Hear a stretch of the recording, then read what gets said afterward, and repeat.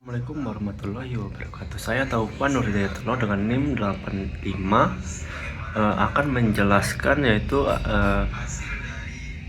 praktikum acara 2 yaitu perhitungan evaporasi. Oke, baik, pertama-tama yaitu kita siapkan data cuaca yang tersedia di lokasi stasiun berbeda dan data elevasi dan letak lintang stasiun. Kemudian selanjutnya itu kita hitung tekanan uap jenuh.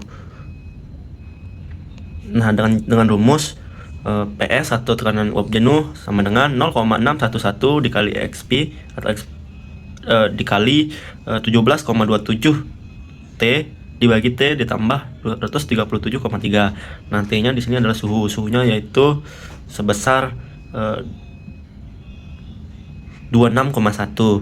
Nah, kita langsung masukkan ke dalam rumus yaitu 0,611 dikali XP dikali 17,27 dikali 26,1 yaitu suhunya dibagi 26,1 suhunya juga ditambah 237,3. Kemudian hasilnya yaitu sebesar 3,3825 kPa.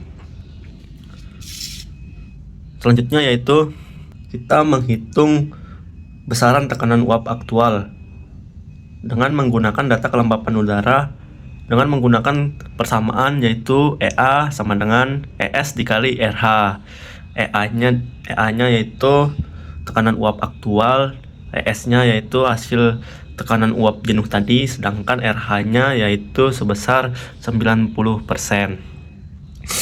Kemudian kita masukkan ke dalam rumus yaitu 3,3825 dikali 90% sama dengan 3,3825 dikali 90%-nya kita ubah ke desimal dan hasilnya yaitu 3,0442 kPa.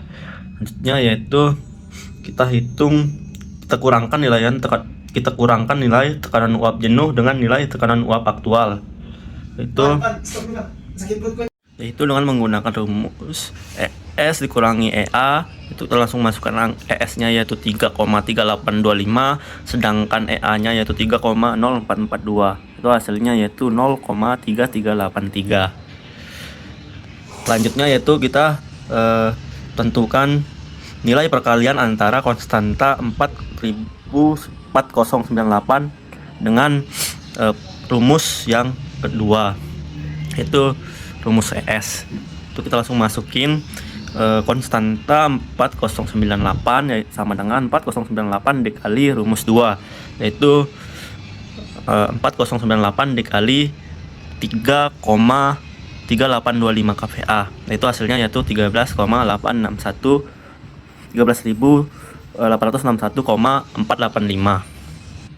Selanjutnya itu yang keenam yaitu kita hitung perkalian antara konstanta 0,00163 dengan data tekanan udara itu tekanan atmosfer lokasi dengan rumus Rho sama dengan PO dikali TKO dikurangi T dikali Z dikurangi Z0 dibagi TKO.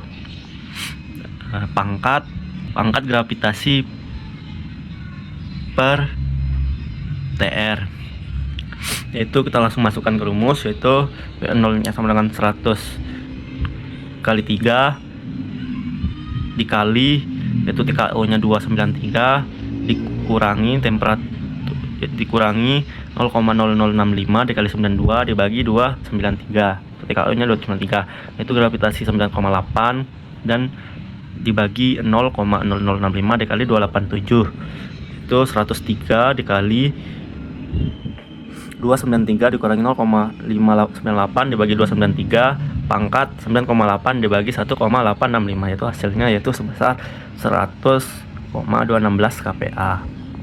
Nah, yaitu yang kedua yaitu konstanta 0,00163. Kita langsung masukkan angkanya 0,00163 rho nya ini nya sebesar 100,216 kPa dan kita kalikan yaitu hasilnya yaitu 0,1634. Selanjutnya yang ketujuh yaitu menghitung nilai besaran panas laten berdasarkan data suhu udara menggunakan rumus lambda yaitu lambda sama dengan 2,501 dikali 2,361 dikali 10 pangkat min 3 dikali T.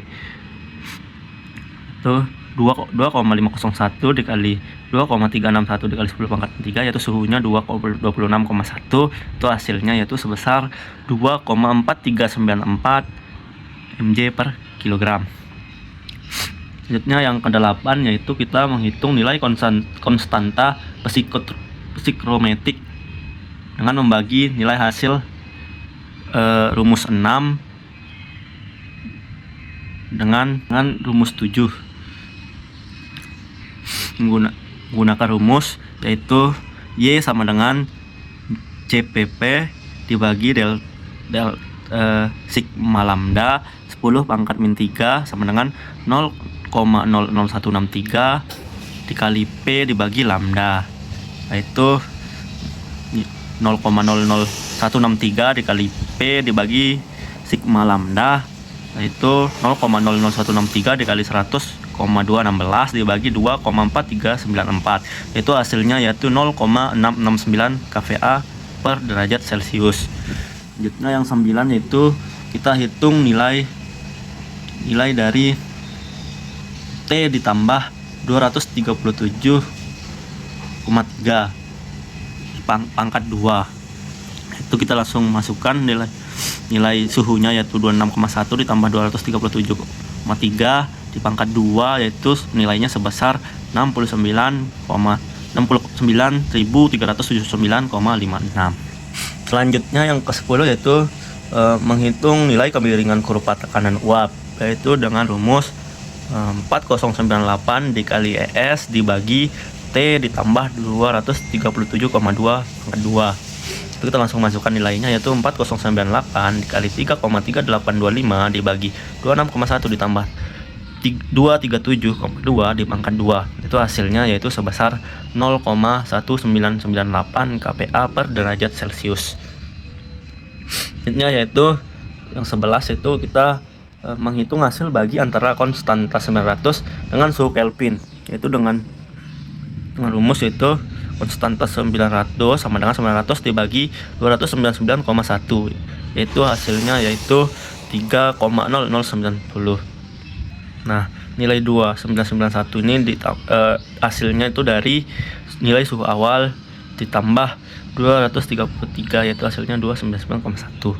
Nah, selanjutnya yang ke-12 yaitu mencari hasil perkalian data kecepatan angin dengan rumus P2 dikali Y dikali ES dikurangi EA dikali 900 per TK, yaitu langsung masukkan angkanya itu 1 dikali 0,669 dikali 0,3383 dikali 3,0090, itu hasilnya itu 0,681.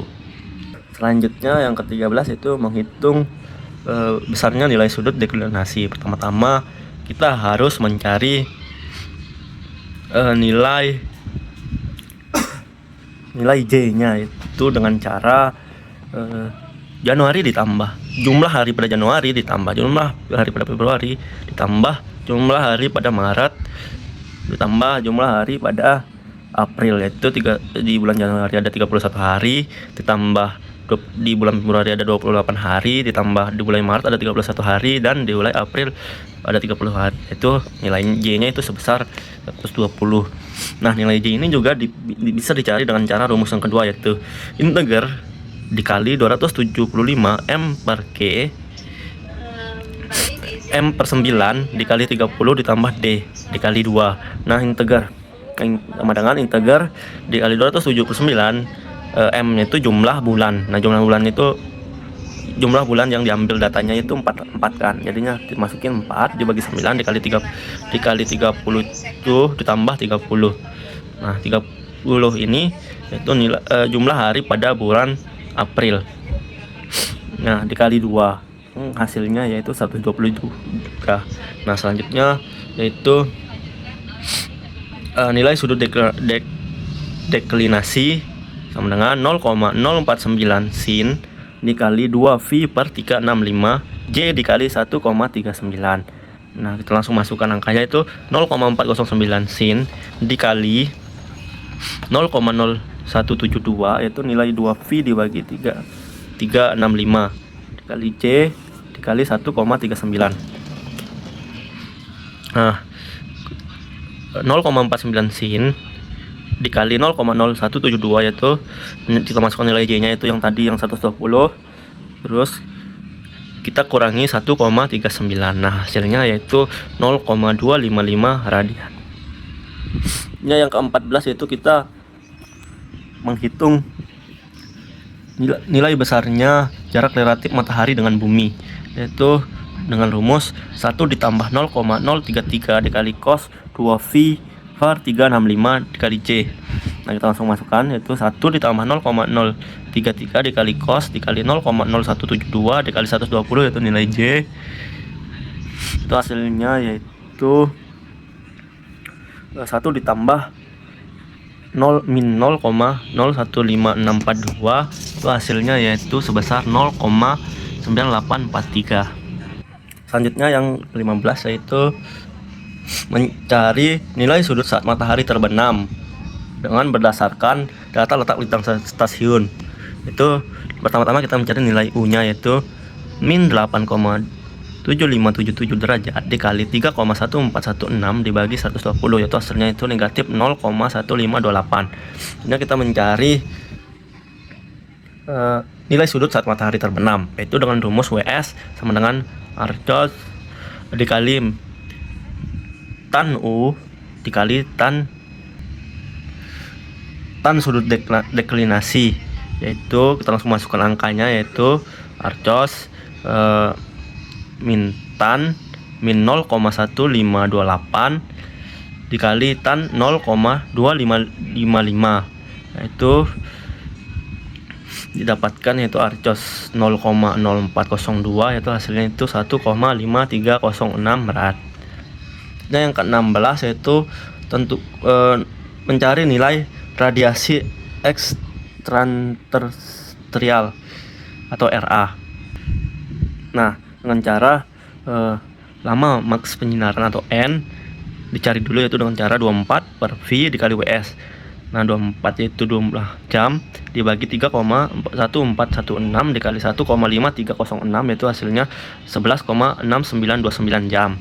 Nah, kita mencari nilai RA nya yaitu dengan rumus 37,6 dr dikali WS sin U dikali sin sudut deklinasi ditambah cos U dikali cos sin deklinasi dikali WS, yaitu kita langsung masukin angkanya, yaitu 37,6 dikali 0,9843 dikali 1,5306 dikali sin negatif 0,152765, itu dikali dengan sin 0,2555 ditambah cos min ditambah cos min 0,1528 dikali cos 0,2555 dikali sin 1,5306, yaitu hasilnya sebesar kita kalikan dan hasilnya yaitu 33,1791.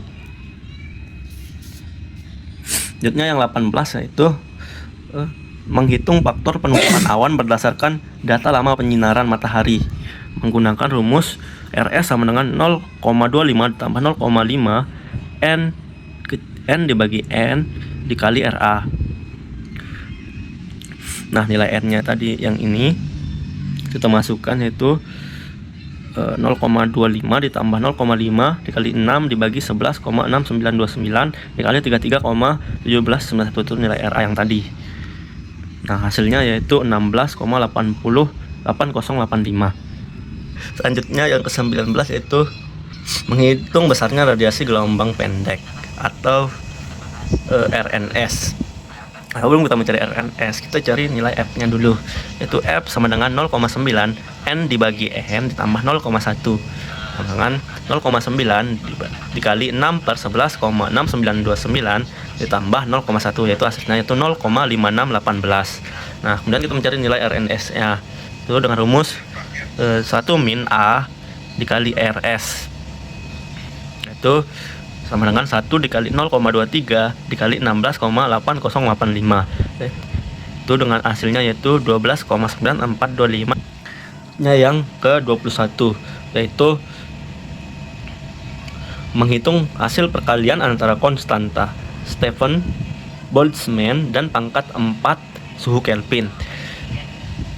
Itu sigma pangkat 1 sama dengan sigma A dikurangi sigma RS sama dengan AR ditambah BR kali akar CA sama dengan 0,34 dikali 0,14 dikali akar CA.